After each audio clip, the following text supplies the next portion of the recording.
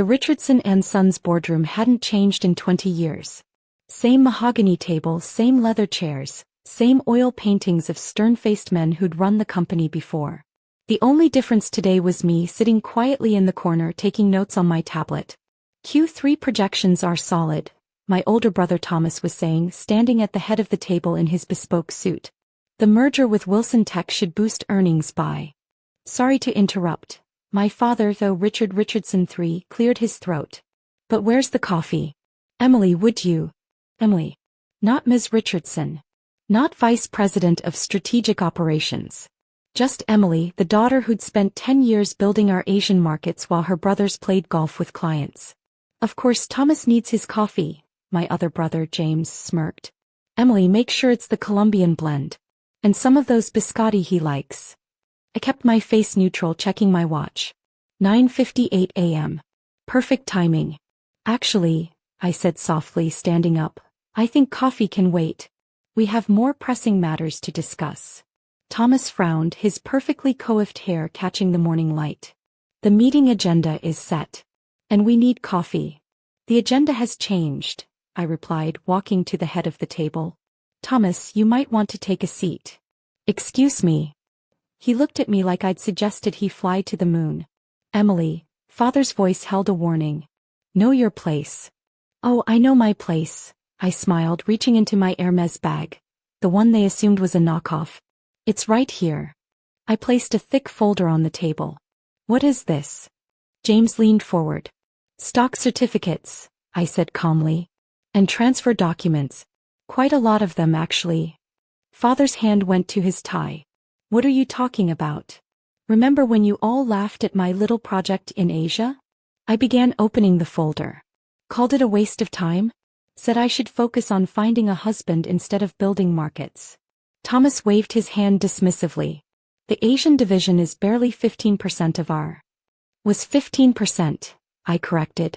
Before I used those profits to start buying shares. Through various holding companies, of course.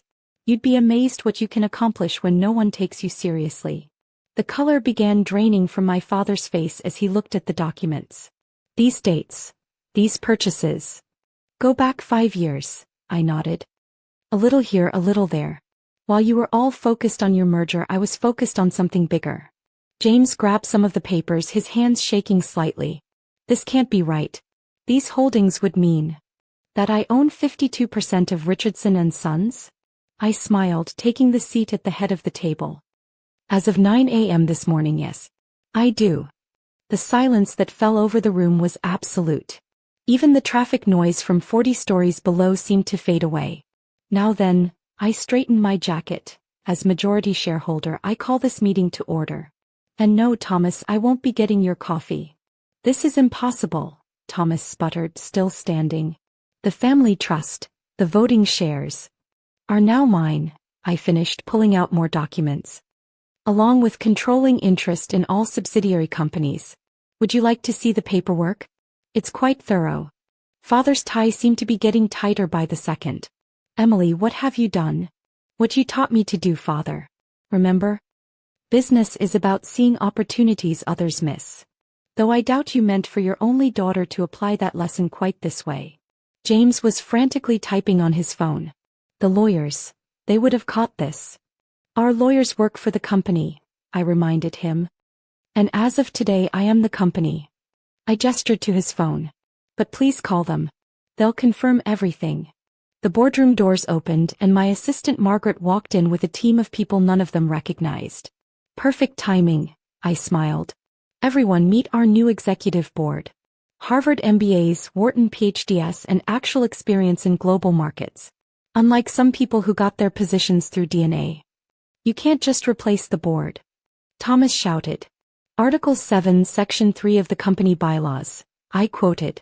The majority shareholder can restructure the board at any time, provided proper notice is given. I slid another document across the table. Notice was given 30 days ago. To the company lawyers. Who, again, work for me. Father's hand shook as he reached for the paper. 30 days. But that means that I knew the Wilson Tech merger was a mistake? Yes. I nodded to one of the new board members who began distributing folders. Their technology is 3 years behind our Asian competitors. The merger would have tanked our stock within 6 months. We spent a year on that deal, James protested weakly.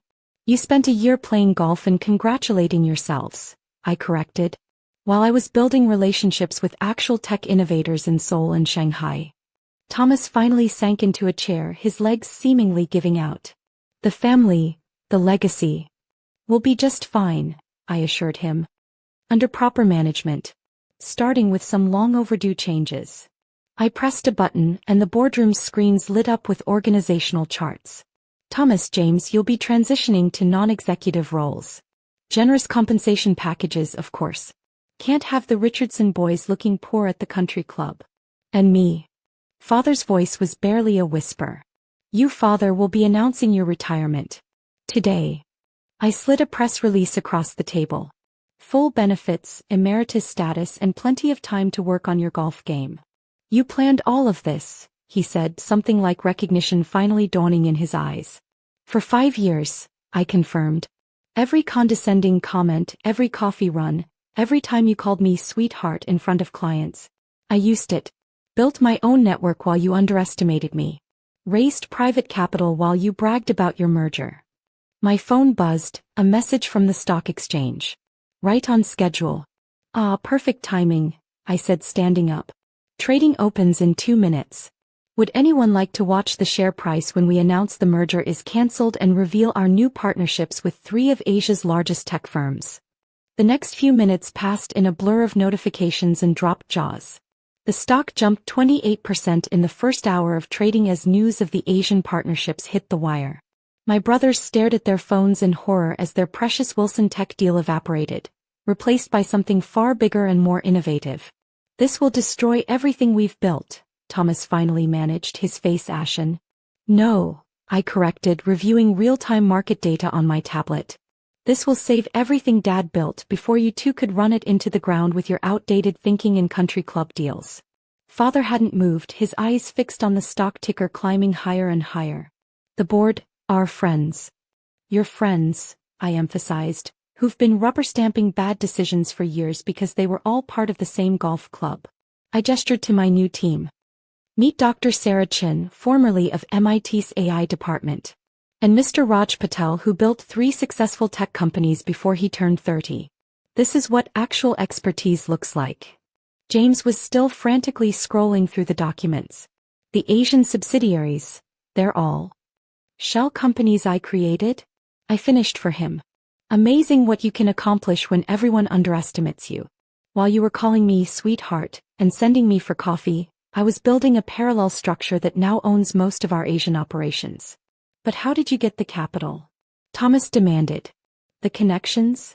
I smiled, thinking back to all those late nights and early mornings. Remember Li Chin? The secretary you ignored at last year's Tokyo conference? She's actually the heir to China's largest tech consortium. And Kim Junho, the junior executive you made fetch your dry cleaning in Seoul? His family controls 3 major banks. The boardroom doors opened again and Margaret entered with a fresh stack of papers. The press is waiting in the main conference room, she announced. They're particularly interested in the new diversity initiatives. Diversity initiatives? Father's voice cracked. Oh yes, I smiled, standing up. Starting with our new board composition. Did you know we're the only Fortune 500 company that had 0 women or minorities in senior leadership? That changes today. I pressed another button, and the screens showed a new organizational chart. Meet our new C-suite executives. Top talents from around the world, hired for their abilities, not their country club memberships. This is revenge, Thomas accused, his face red. For all the times we made me get coffee, called me sweetheart, told me to focus on finding a husband. I shook my head. Oh brother, this is business. Pure and simple. You taught me that, remember? Never let emotions cloud your judgment. My phone buzzed again, another market update. The stock was up 35% now. The Wilson Tech board is asking for an emergency meeting, Margaret reported. Of course they are, I nodded. Their stock is down 40% since our announcement. Tell them our acquisition team will contact them next week. At a much lower price point, naturally. James finally found his voice again. You're going to buy them anyway? At a proper valuation, I confirmed. After their stock bottoms out and their board realizes their technology needs our Asian partnerships to survive. Basic business strategy, brother. You'd know that if you spent more time analyzing markets and less time analyzing your golf swing. Father stood up suddenly, his chair rolling back. I need to make some calls. No, you don't, I said firmly. You need to read your retirement announcement. The press is waiting and the markets love a good succession story. Succession. Thomas laughed bitterly. Is that what you call this coup? I walked over to the window looking out at the city skyline. I call it saving our father's legacy.